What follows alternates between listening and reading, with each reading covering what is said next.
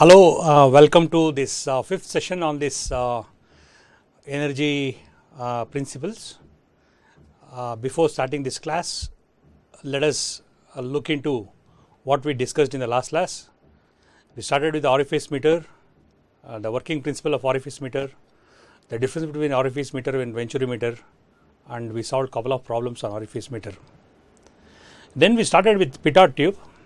I said Pitot tube is a device used to measure the velocity of flow in a pipe or in a channel.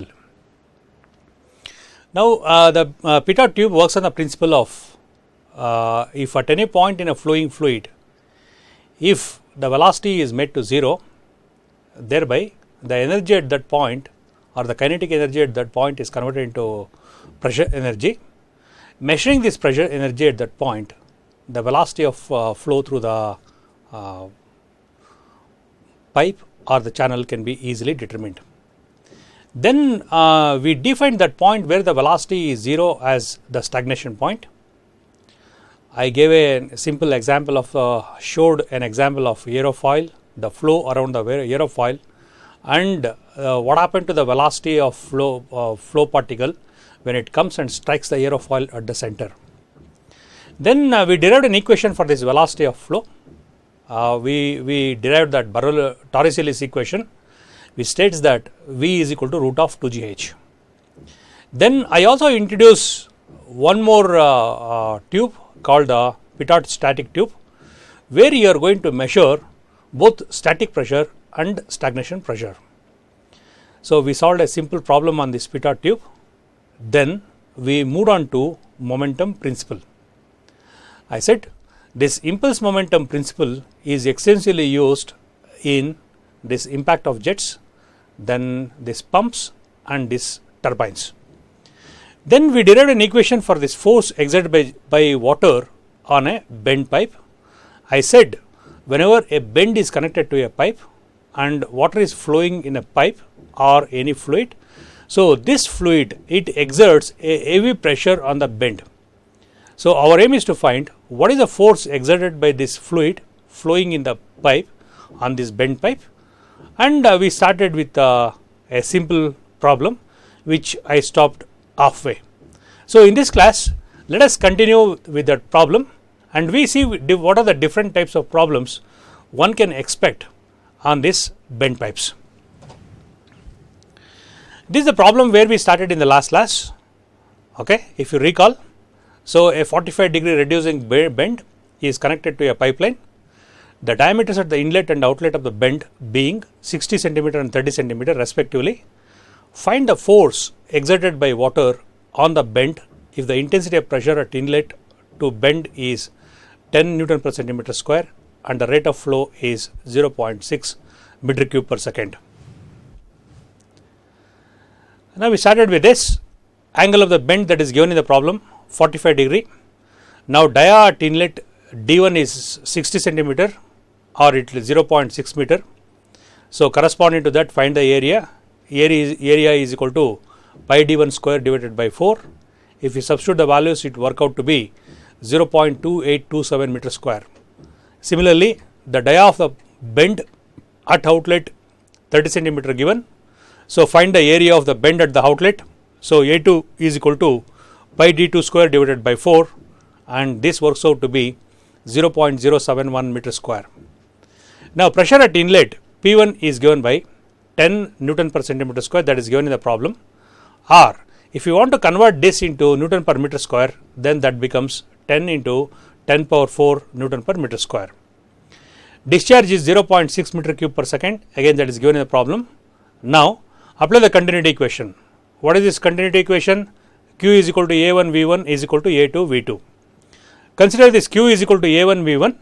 So you know the value of Q, you know the value of A1. Just now we determined the value of A1. Therefore, find the value of V1. So V1 is equal to, the value of Q is 0.6 given in the problem. A1 works out to be 0.28. Therefore, V1 works out to be 2.12 meter per second.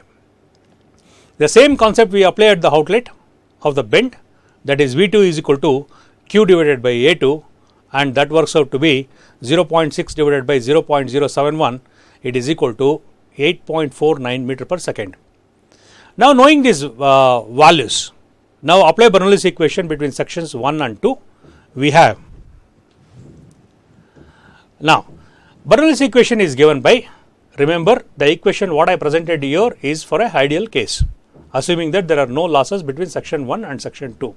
That is the reason on the right hand side you are not seeing that term HL. P1 by gamma plus V1 square by 2G plus Z1 is equal to P2 by gamma plus V2 square by 2G plus Z2. Remember, when I am talking about this bent pipe, so this bent pipe is a horizontal bend. Okay. So if that is a case, section 1 and section 2 are at the same level. That is the reason in the next step I put Z1 is equal to Z2. Very, very important. I repeat once again, it is a horizontal bend. In other words, section 1 and section 2 are at the same level. So Z1 is equal to Z2. Therefore, in that Bernoulli's equation, Z1 and Z2 gets cancel each other. You will left with P1 by gamma plus V1 square by 2G, that must be equal to P2 by gamma plus V2 square by 2G. Now you know the value of P1. So P1 is 10 into 10 power 4. The value of gamma is 9810 plus V1 square 2.122 square, which you calculated earlier, divided by 2 into 9.81, that must be equal to P2 by gamma plus V2 is 0.488, which you calculated already, divided by 2.91. Now in this equation the only unknown is P2 by gamma. Therefore, find the value of this P2 by gamma. P2 by gamma is equal to the pressure head at the outlet of the bend works out to be 0.75 meters of water. I want the value of P2. So P2 is equal to, if you multiply this value of 6.75 by the specific weight of water 9810, you are going to get, okay. So this intensity of pressure at 2, that is P2 works out to be 66.197 Newton per meter square. Now knowing the value of P1 and P2, V1 and V2, and already calculated the value of A1 and A2, now consider the forces on the bend in the x and y directions. Now remember, in the last class we derived an equation for this f of x and f of y. Now the force in the x direction is given by rho q into V1 minus V2 cos theta plus P1 A1 minus P2 A2 cos theta. Now the force in the vertical component f of y is equal to rho q into minus V2 sin theta minus P2 A2 sin theta. I request all of you to remember this, or if you have sufficient time, so simply derive these two equations and keep it aside whenever you are solving these problems on this bends.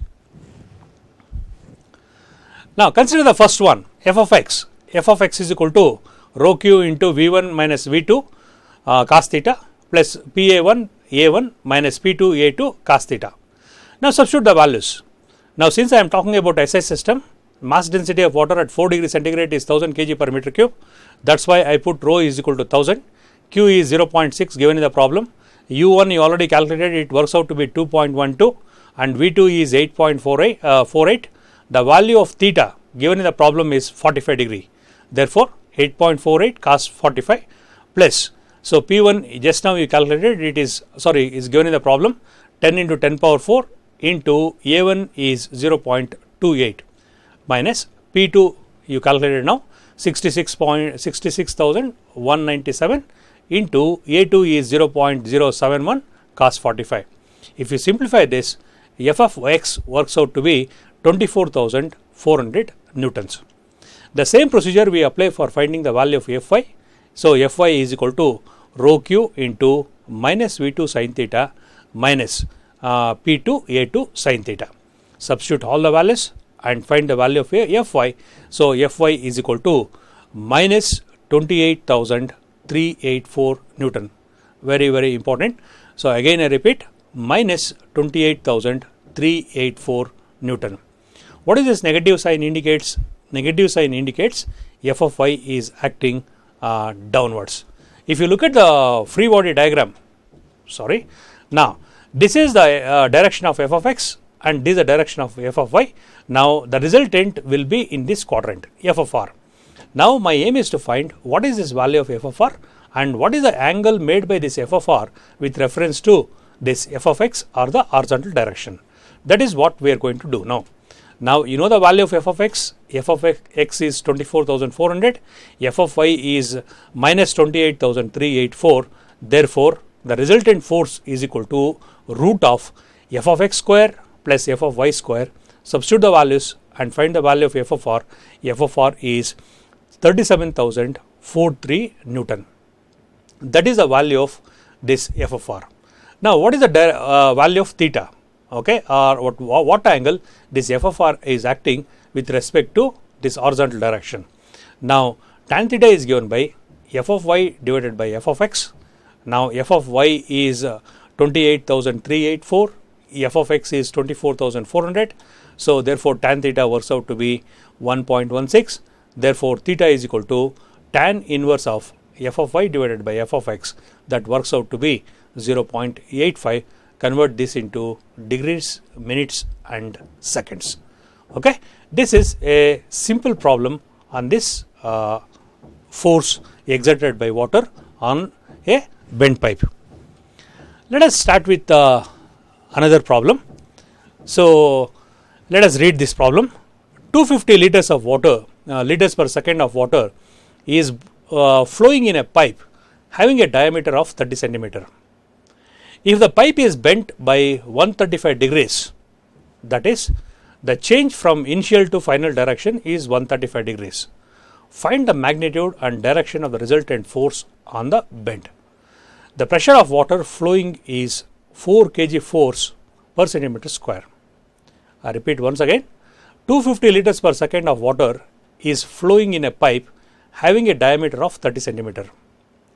If the pipe is bent by 135 degree, that is, the change from initial to final direction is 135 degrees, find the magnitude and direction of the resultant force on the bend.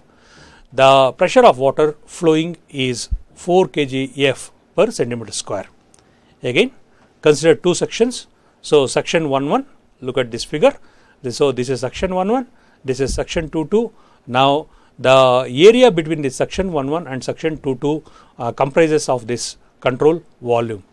Now, what are the forces acting on this control volume? You have this pressure force. I represent this as the intensity of pressure P1, and here the intensity of pressure is given by P2. Now, here the velocity is given V1, and here the velocity of water flowing out from this pipe, I represent this as V2. Okay. So, let us see how to solve this problem using the known equations and the data given in the problem. What is given? So, in this problem, the intensity of pressure at P1 and P2, so kindly make a correction, this is small p1 again. The intensity of pressure at 1 and intensity of pressure at 2 is equal to 4 kg F per centimeter square. That is, so if you convert this into kg per meter square, this becomes 4 into 10 power 4 meter square.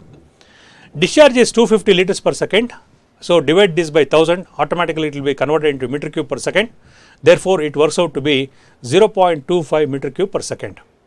I repeat once again, if you divide this liter by 1000, automatically it will be converted into meter cube per second. So, 250 liters per second, that is given in the problem.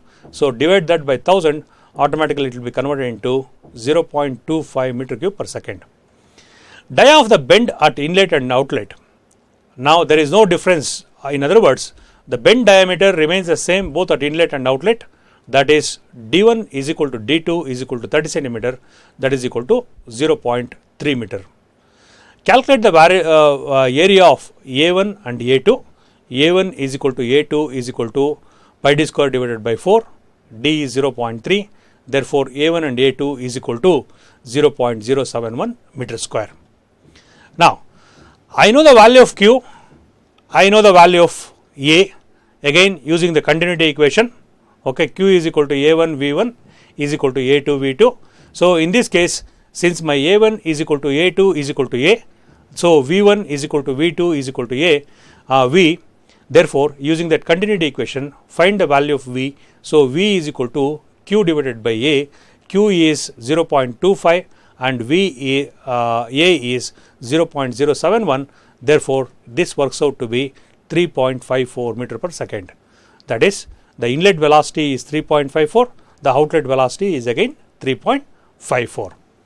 Now, with this known data, now let us find the force in the x direction. Force acting along the x direction is given by f of x is equal to rho q into v1 minus v2 cos theta plus p1 a1 minus p2 a2 cos theta. Now, you may be wondering from where this equation I obtained. Now, remember in the last class we derived this equation. Just now I said, so whenever you are solving this bend pipe problems, don't forget to write this f of x equation and f of y equation. Okay, you write these two equations at one of the corner of this page and start finding the required data and apply the required values in these equations in order to find the value of f of x and f of y. Now in this case, now remember this is the units are in MKS system. So that is the reason I divide this. The mass density is given by 1000 divided by 9.81. So this is if I am right, this is metric slugs. So Q is 0.25. V1 and V2 you calculated, it is 3.54 and V2 is also 3.54, and in this case you must be very careful. My theta is equal to, so it is 180 minus 135. This is a point where you need to be very careful. Okay, so theta works out to be, so it will be 180 minus 35, so plus, so P1 A1 minus P2 A2 cos theta. So theta works out to be 45 degree.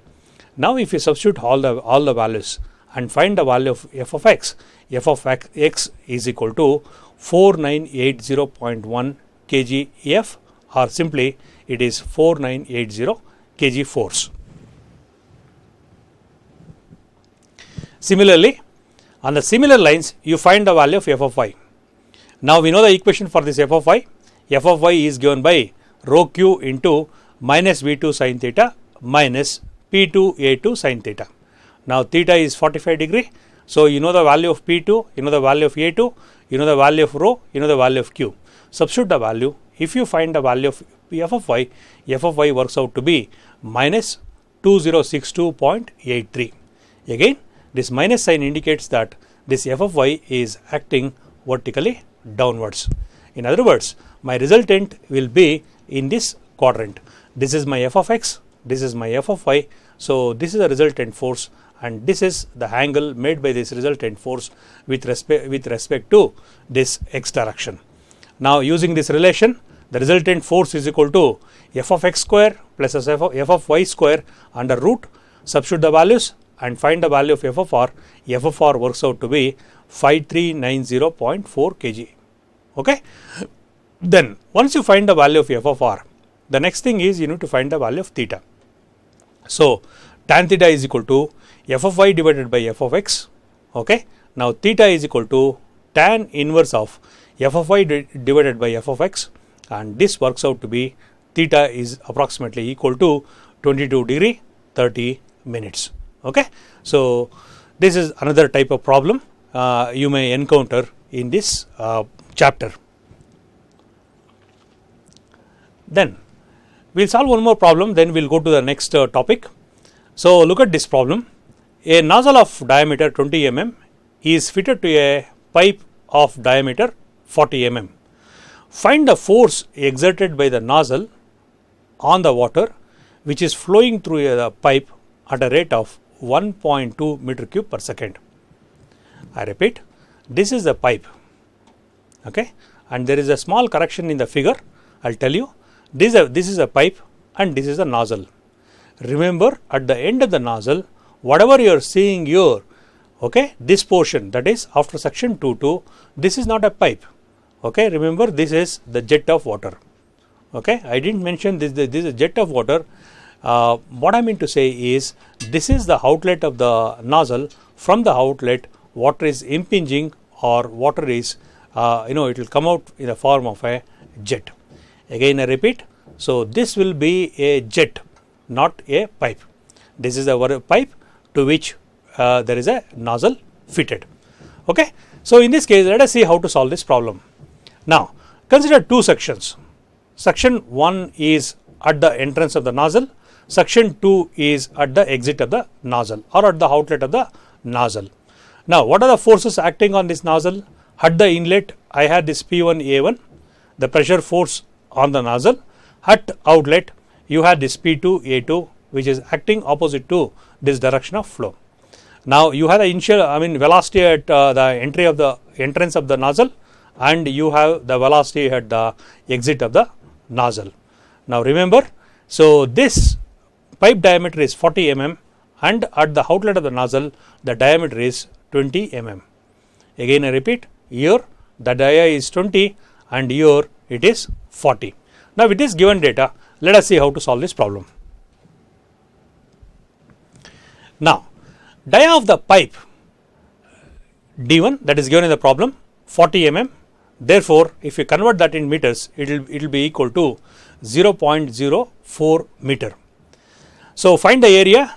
So area is pi d square divided by 4.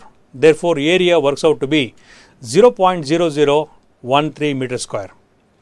Dia of the nozzle D2, T2 is 20 mm given in the problem, that is equal to 0.02 meter. Therefore, find the area. A2 is equal to 0.000314 meter square. Okay. Now, what is the discharge? Discharge is given in the problem 1.3 meter cube per minute. So convert that into meter cube per second. So therefore, it turns out to be 0.02 meter cube per second. So this is 1 minute is 60 seconds. Therefore, in place of minute, you put this 60. That's what I did here. 1.2 divided by 60. It will be automatically converted into meter per second. Therefore, this is equal to 0.02 meter cube per second. Once knowing these values, apply continuity equation between sections 1 and section 2. What is this continuity equation?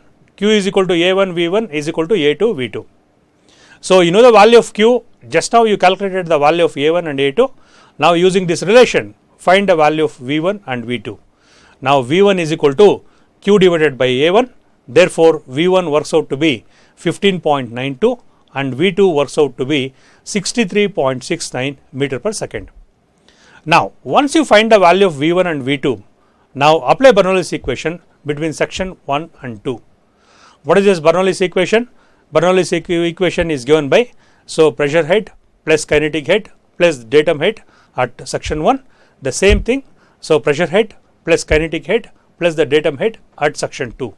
P1 by gamma plus V1 square by 2g plus Z1 is equal to P2 by gamma plus V2 square by 2g plus Z2 plus HL. Now in this case, since there is no HL, I put this HL as 0. Therefore, so this equation. Now again, it is a horizontal bend. Therefore, my section 1 and section 2 are at the same level. Therefore, Z1 is equal to Z2. Remember, when I am talking about a horizontal pipe, I mean horizontal bend. So the pipe is horizontal and you are changing the direction of flow. Okay, at the end of the horizontal pipe, you are going to put a bend. So what I mean to say is, if you look at this pipe and the pipe after you join the, at the end of the bend you are going to put, both these pipes are on the same level. When I am talking about a vertical bend, so the pipe is horizontal, so you are putting a vertical bend. In other words, the pipe at the other end of the bend will not be at the same level as this initial level.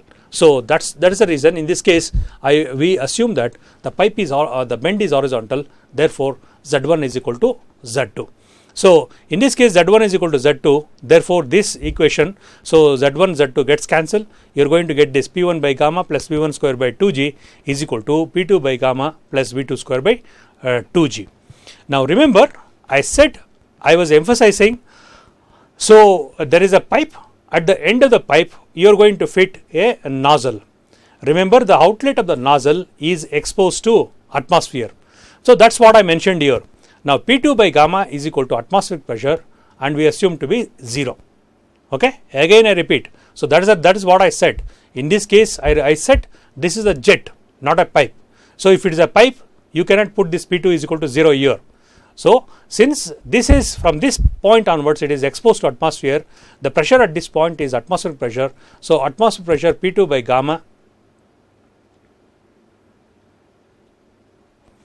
So P2 by gamma atmospheric pressure head is equal to 0.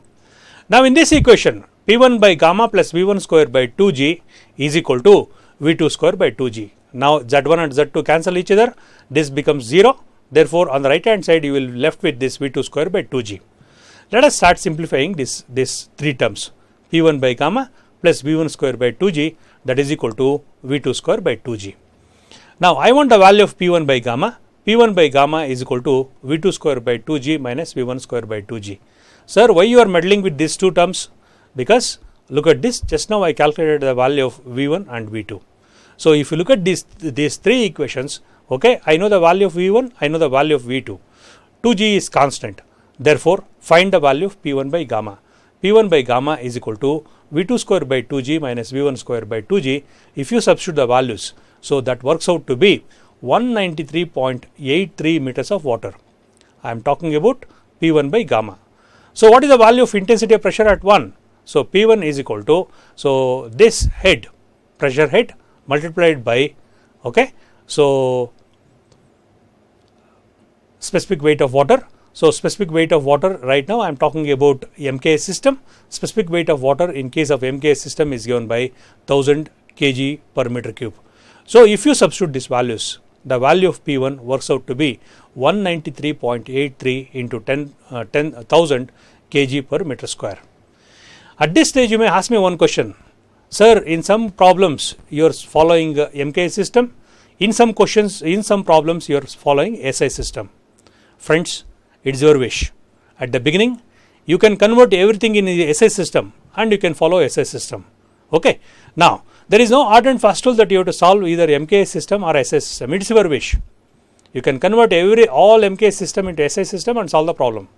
Or whatever the data given in the problem, you can solve in the whatever the data that is given in the problem in the same units, you can solve the problem.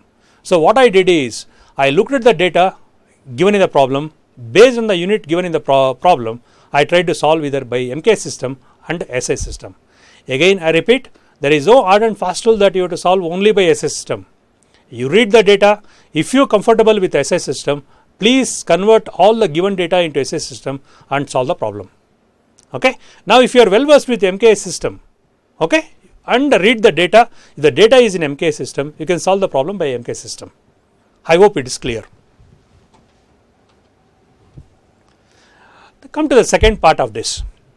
Now let the force exerted by the nozzle on water is equal to f of x. Remember in the last class I say when I started deriving the equation, I said, so there is a force exerted by water on the bend or the nozzle.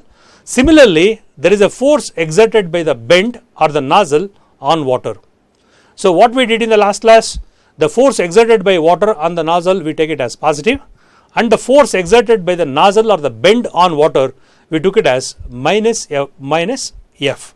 Okay, the same thing I considered here. Look at the next one.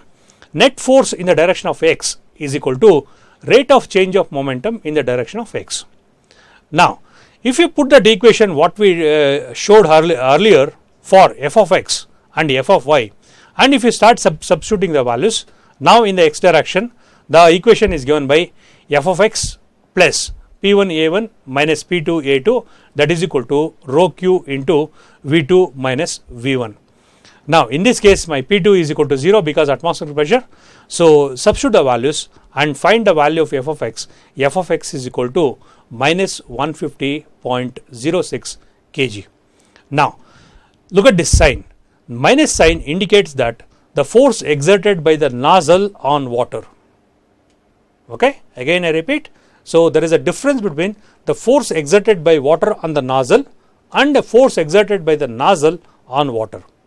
Whenever I am talking about force exerted by the bend or the nozzle, you have a negative sign. Whenever a force exerted by water on the bend or a nozzle, you have a positive sign. I hope this is clear, right? Right. If you look at this problem, or if you look at previous gate papers, most of the time you are going to see this type of problem.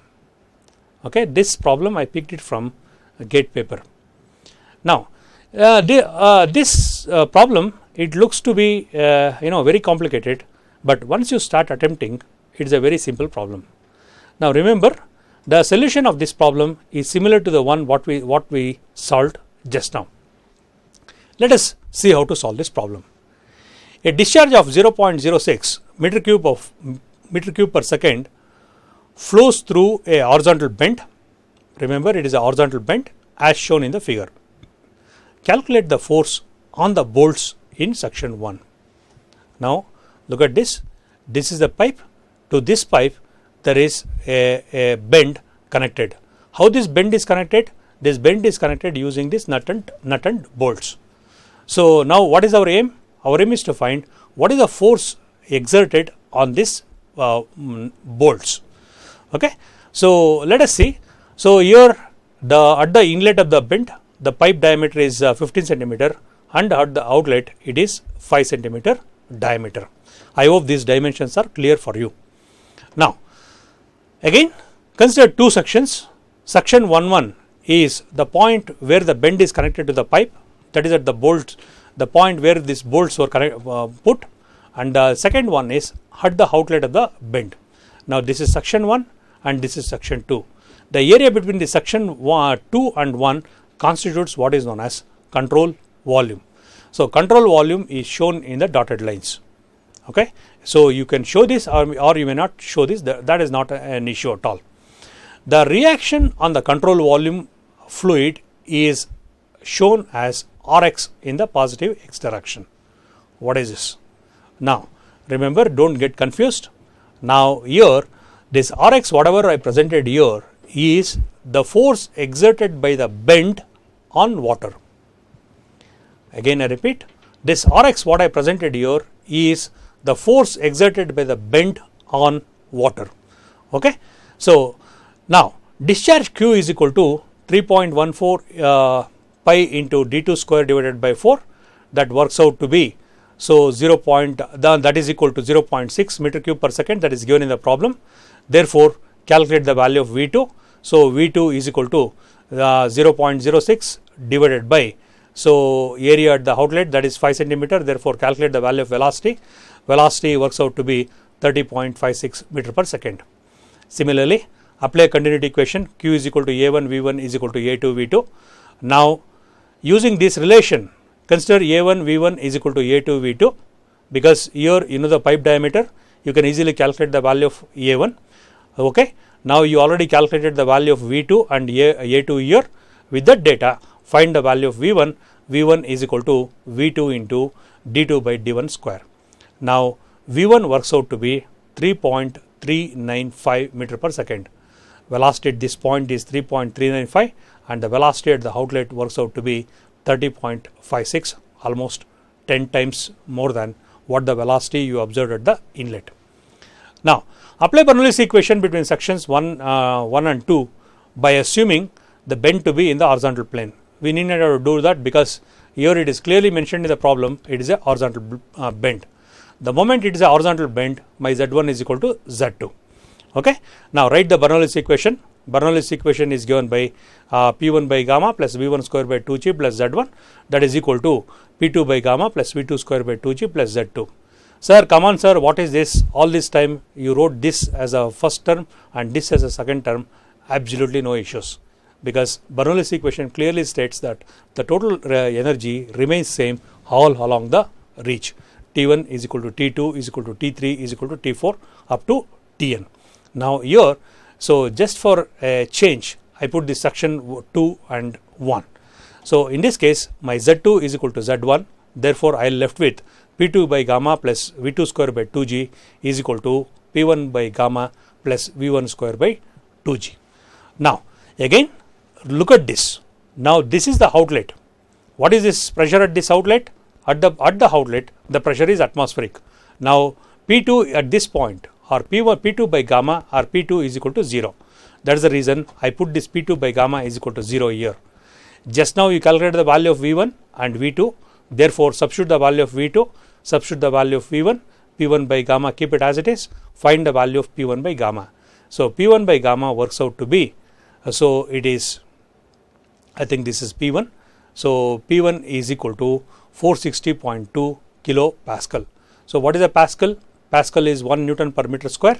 So therefore this P1, the intensity of pressure at 1 works out to be 460.2 into 1000 Pascal or Newton per meter square. Now, momentum equation in the x direction is given by, now remember, this is the original equation what we put it over there. Okay. So, if you put that equation, okay, and if you substitute the values, so the value of Rx, okay, now in this case the value of Rx works out to be, remember I said what is this value of Rx? Rx is the force exerted by the bend on water. Again you have to keep it in mind, you have to read 2 times the problem. There is a difference between force exerted by fluid and force exerted by the bend on the fluid. Okay. Now look at this value of Rx. Rx works out to be 10,165. But look at the next sentence what I wrote.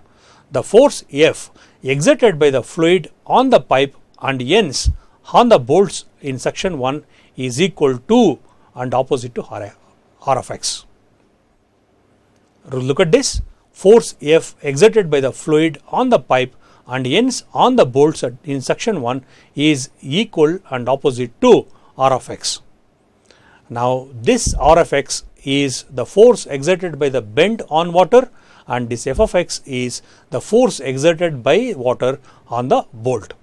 So this value works out to be, so F is equal to, so 10,165 Newton and acts to the left, that is in the negative direction, as a pull or tension on the joint. Let us not bother about that. So in the examination simply put minus sign here.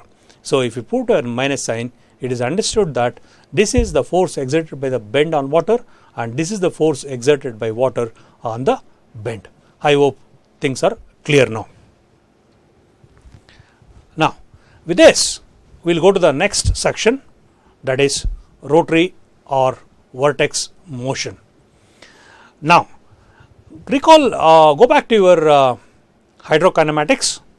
So in case of hydrokinematics we studied different types of fluids. So if you recall, you studied rotational flow and irrotational flow. So how do you define this rotational flow and irrotational flow? If the fluid particles, if they rotate about their mass centers in the direction of flow, then we call it as a rotational flow. If the fluid particles do not rotate about their mass centers, then we call it as irrotational flow. So based on that, we define what is known as rotary or vortex motion. Let us see the definition of this vortex motion. A mass of fluid in rotation about a fixed axis is called vortex. Again I repeat, a mass of fluid in rotation about a fixed axis is called vortex. The rotary motion of fluid is also called vortex motion. In this case, the rotating fluid particles have velocity in tangential direction. Thus, the vortex motion is defined as motion in which the whole fluid mass rotates about an axis. The best example is, kindly go back to your child days, take a bucket of water, okay, maybe about 3/4 or full bucket, okay, keep the bucket without touching the fluid or water. Okay. Now since there is no motion of fluid or water, you are going to see that the water level is same in the bucket. Now you place a stick at the center of the bucket and start rotating the stick either in the clockwise direction or anti-clockwise direction. Okay. If you rotate for some time, maybe about 2 minutes or 3 minutes continuously, look at the profile, okay, the flow profile. Basically the one what you see there is a force vortex. In other words, whatever I mentioned in the last paragraph, you are going to see there. Okay. Those who didn't experience that, my sincere request to you is go back to your place and see this. You will really enjoy the concept of this vortex motion. Now there are 2 types of vortex motion. One is free vortex, the other one is forced vortex. So the one what I showed here is, so here, so all the fluid particles, so this is the center, so okay, So all the fluid particles or fluid will rotate about their mass center. Let us start with this first one, free vortex flow. Free vortex flow is the type of flow in which fluid mass rotates without any external impressed contact force, or simply if the fluid particles rotate without any external force, that we call it as what is known as free vortex flow. I repeat, free vortex flow is that type of flow in which the fluid mass rotates without any external contact force. The whole mass rotates either due to fluid pressure itself or gravity or due to rotation previously imported. This is very, very important. The whole mass rotates either due to fluid pressure itself or the gravity or due to rotation previously imported. Energy is not expanded to any outside source. Okay? The free vortex motion is also called potential vortex or irrotational vortex. What are the examples of this free vortex flow? The best example for this free vortex flow is the whirlpool in a river. Go to any river, okay, if you just closely observe the flow of water, you are going to find some whirlpools in a river. So this whirlpool is a classic example of this free vortex. The next one, what you see this vortex flow is, if you open the tap under a basin, okay, so you are going to see this vortex motion. I mentioned two more examples here. One is this tornado. The next one is this hurricanes. Okay. Now there are n number of examples. So just to draw your attention, I gave 4 examples. This one, whenever you visit a water body, a flowing water, so please observe this. Okay, whirlpool in a river is very common. Then of course we don't have these tornadoes. In Western countries these tornadoes are common, and this one you can experience. So flow of water through a wash basin when you open the tap, and of course during this hurricanes or cyclones, you are going to see this vortex flow.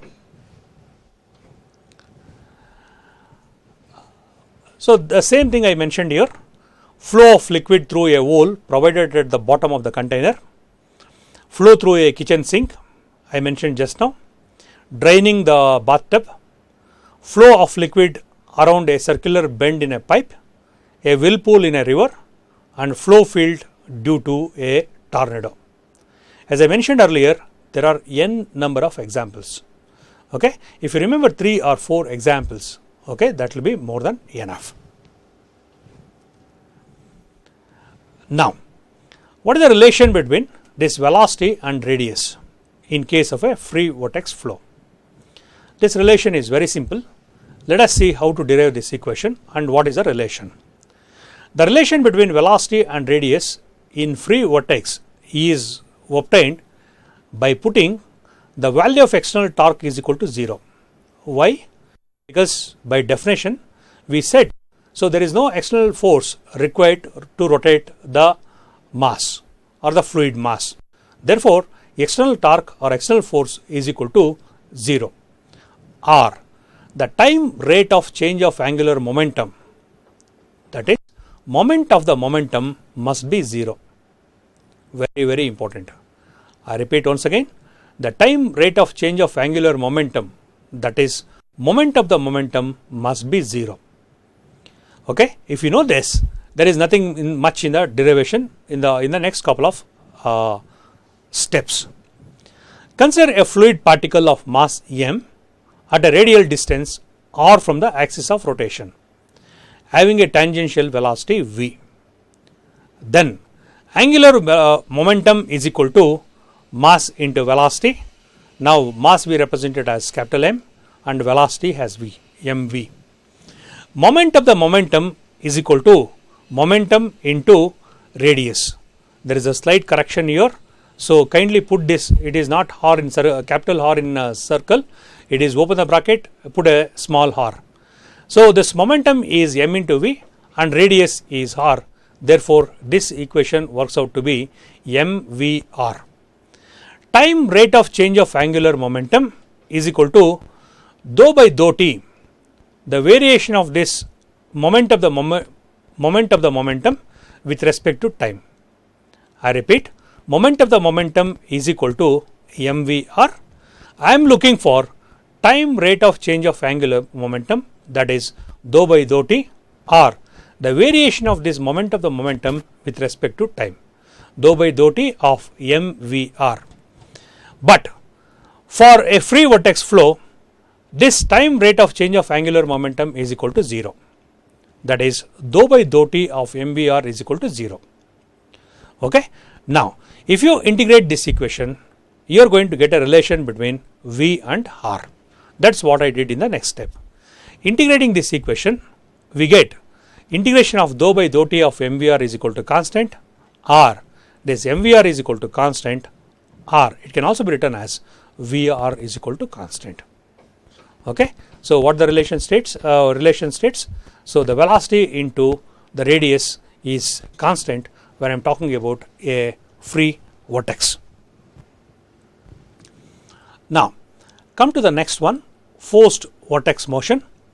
In case of a forced vortex motion, just now at the beginning of this section, I said you take a bucket full of water, at the center of the bucket you place a stick and start rotating the stick. In other words, you are applying a force in order to rotate the fluid mass. Then that case becomes a forced vortex motion. Similarly, the working principle of a centrifugal pump or the working principle of a turbine. So, there is a shaft. Over this shaft, starts churning the water and pushing the water towards the outer boundary. There we have what is known as a forced vortex motion. The best thing you need to remember is this bucket of water, and you are going to place a stick at the center and you start rotating. Okay, you are applying a force in order to rotate the fluid mass, then that case becomes a forced vortex motion. That is what I mentioned here. Forced vortex motion is one in which the fluid mass is made to rotate by means of some external agency. The external agency is generally mechanical power, which imparts constant torque on the fluid mass.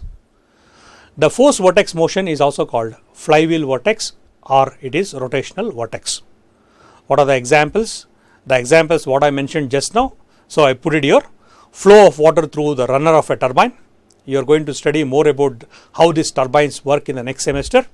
Flow of liquid through a passage of impeller of a centrifugal pump. Then rotation of water in a washing machine. Okay. So, all these are examples of this forced vortex motion. Now, this is a laboratory setup. Now, look at this.